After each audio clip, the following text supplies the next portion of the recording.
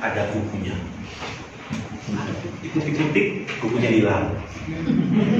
Anicca, tidak kekal. Anatta, tanpa ku, duka kamana tuh kumpulan hilang. Bapak, Ibu, serta saudara-saudara sedharma yang berbahagia, selamat pagi semuanya. Pagi. Puji dan syukur kepada Tuhan Yang Maha Esa dan Nabi Kuliah Agung.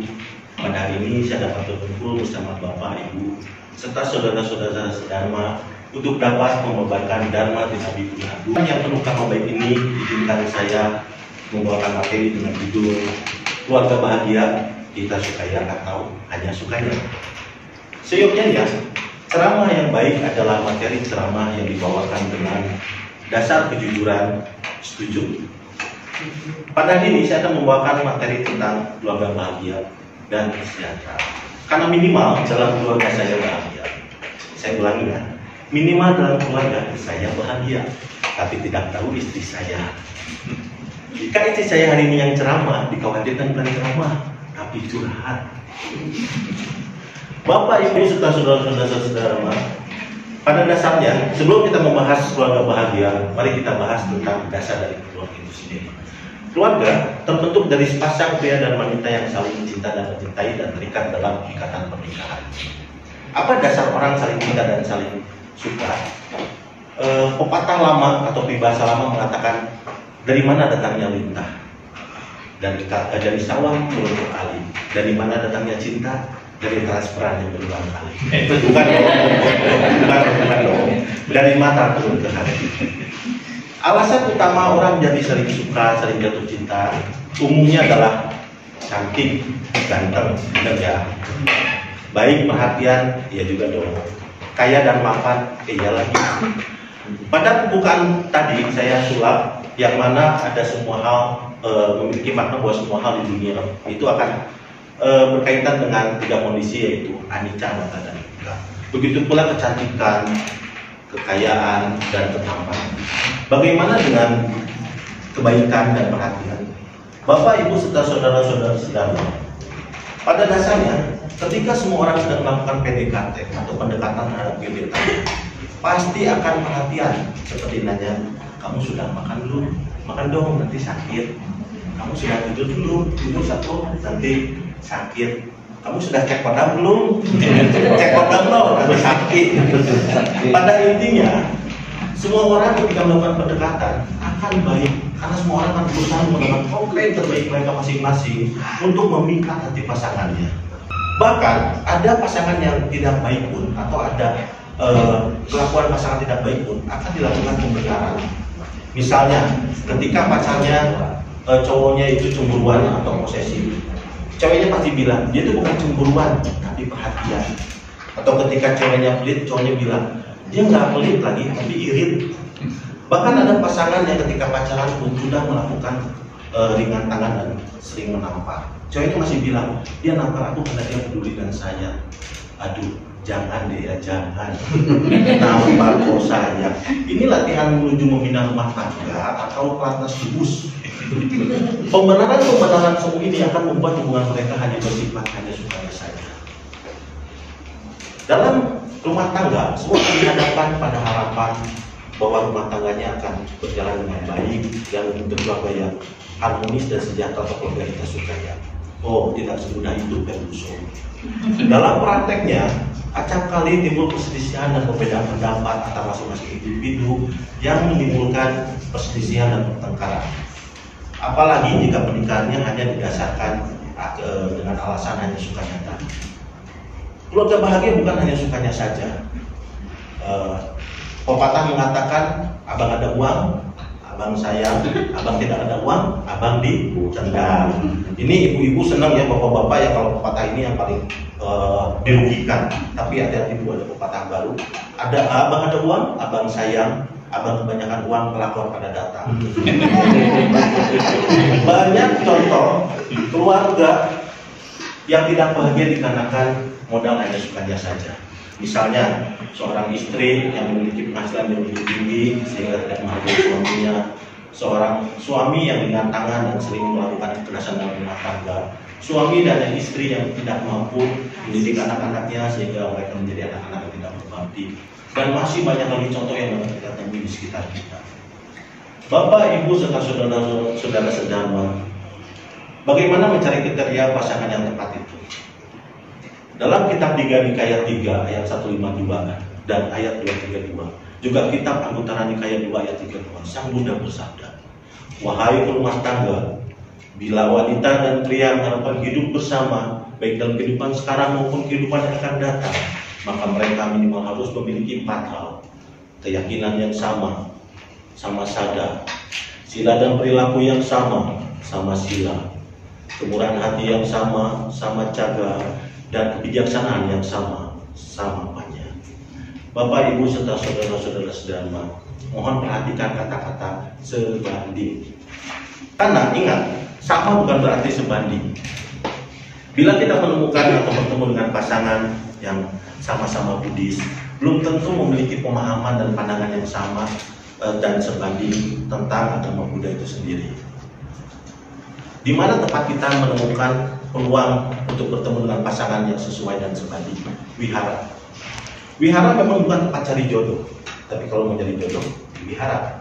Karena di wihara kita membacakan parita-parita suci, mendengarkan dharma, berdana, dan latih meditasi. Tentunya kita akan lebih terlatih untuk dalam hal keyakinan, sila dan perilaku, kebijaksanaan, dan kemurahan hati dibanding orang yang tidak pernah wihara. Dalam upacara panigraha widi ada pembacaan janji suci pernikahan dan juga pembacaan atau pemberian wejangan-wejangan oleh Romo Pandita. Semua berisikan tentang penguatan dan pemahaman tekad kedua mempelai untuk sebagai modal dasar untuk menjalani rumah tangga.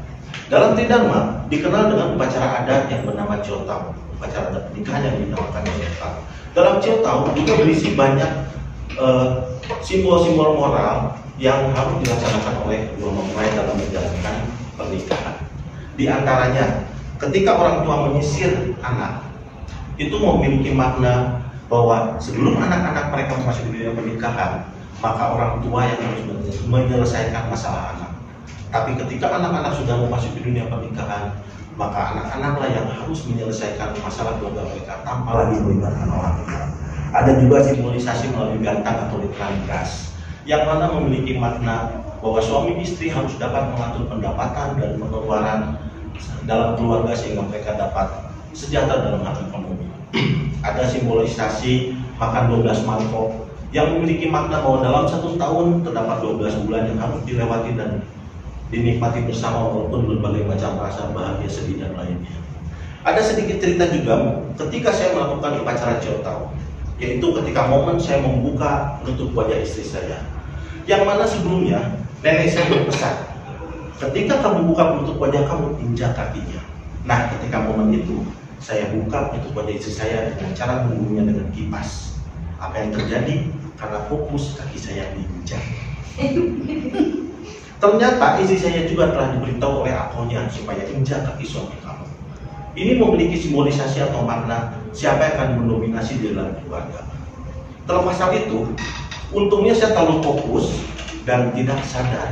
Bayangkan kalau saya sadar, injak saya buka, terus dia minta saya ngoles, injak. Jadinya kita injak-injakan. Bapak, Ibu, serta saudara-saudara sedang, bagaimana sebuah pernikahan dapat berjalan dengan baik dan membentuk keluarga bahagia dan sejahtera dengan modal dasar yaitu keyakinan yang sebanding, kemurahan hati yang sebanding, sila dan perilaku sebanding, dan kebijaksanaan yang sebanding. Tidak tercipta serta-merta, tapi kita harus ciptakan dan kita bangun. Bagaimana caranya? Untuk membangun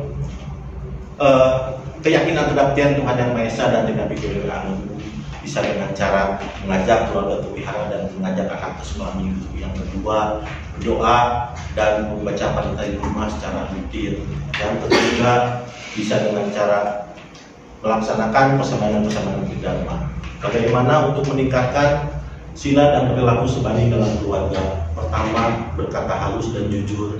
Kedua, meningkatkan sifat diri dan notapa. Dan yang ketiga, bagaimana cara kita untuk meningkatkan kesusilaan dalam keluarga? Bagaimana cara kita untuk meningkatkan dana, untuk meningkatkan murah hatian? Pertama dengan berdana. Kedua dengan meminta maaf atau berkata maaf apabila kita salah. Yang ketiga, mengucapkan terima kasih. Terus yang terakhir, bagaimana cara meningkatkan kebijaksanaan dalam keluarga? Pertama, yaitu dengan cara saling mendengarkan. Yang kedua, mendengarkan dharma sama-sama di keluarga, bisa dengan cara menonton YouTube dan lainnya. Dan yang terakhir yaitu berlatih meditasi bersama. Dalam kitab Nabi Agung Konghucu mengajarkan kita dalam kitab Sanjak atau Siking dan Sijing, keselarasan hidup pria dan keselarasan hidup anak dan istri itu sama anak dan istri adalah pelaksana alat musik yang ditanggung secara harmonis. Nabi Agung Konghucu juga mengajarkan kita dalam kitab Tao Te Ching bab 29. Maka benda-benda bermacam-macam sifatnya. Ada yang jalan, ada yang mengikuti, ada yang meniup dan ada yang menyedot, ada yang kuat dan ada yang lemah. Ayat-ayat di atas memiliki makna bahwa keluarga dibutuhkan kolaborasi yang kuat dan harmonis antar semua anggotanya. Bagaimana seorang ayah dapat bertugas sebagai pemimpin keluarga dan mencari nafkah, dan bagaimana seorang ibu dapat membantu mengurus keluarga. Dalam ajaran Tao, ayah diibaratkan sebagai langit yang melindungi dan menaungi, sedangkan ibu ibarat bumi yang menghidupi dan memelihara. Suami dan istri juga berkolaborasi dalam hal mendidik anak-anak mereka agar menjadi anak-anak yang berbakti. Suami dan istri juga bekerja sama menopang orang tua mereka sebagai bakti anak pada orang tua. Dan bagaimana anak-anak dapat membantu harmonisasi keluarga dengan cara menjalankan tugas mereka sebagai anak yang berbakti dan membanggakan orang tua. Bahkan di dunia modern ini, seorang istri dapat juga berperan sebagai support sistem suami untuk hal ekonomi dan mencari nafkah. Semoga semua makhluk hidup berbahagia. Sadu, sadu, sadu.